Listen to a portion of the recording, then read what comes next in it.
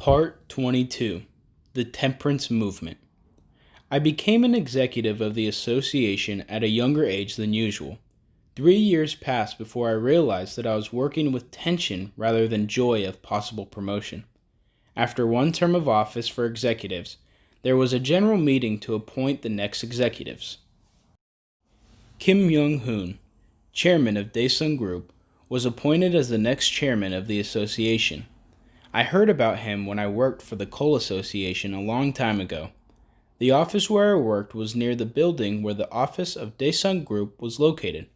He was a great man in terms of academic background, and I heard that he was also a special man in terms of religion.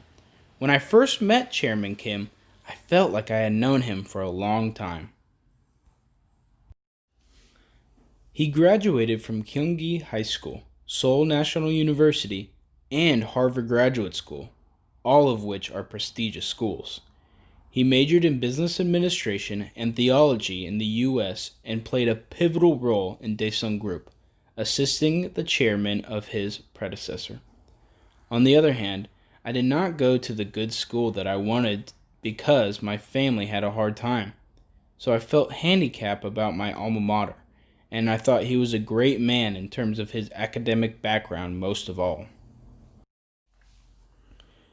Chairman Kim was a quiet person, but his aura was very strong. I thought it was an honor to serve him.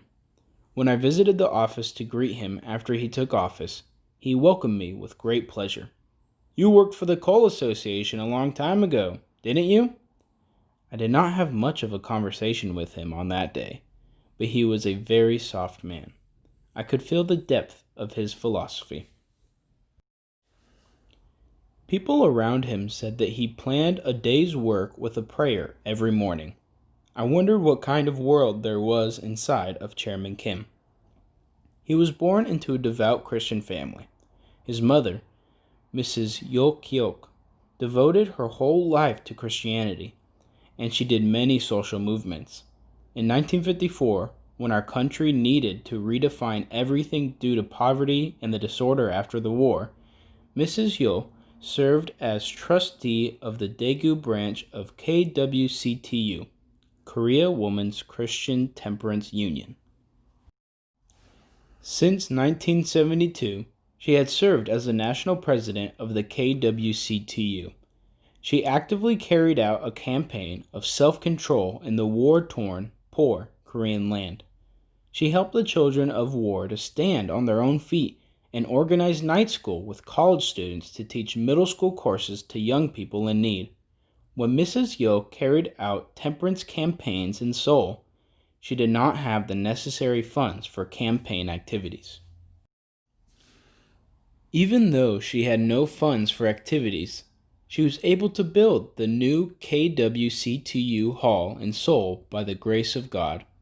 She led the members of the KWCTU to campaign for anti-smoking, non-drinking, and anti-drug enlightenment.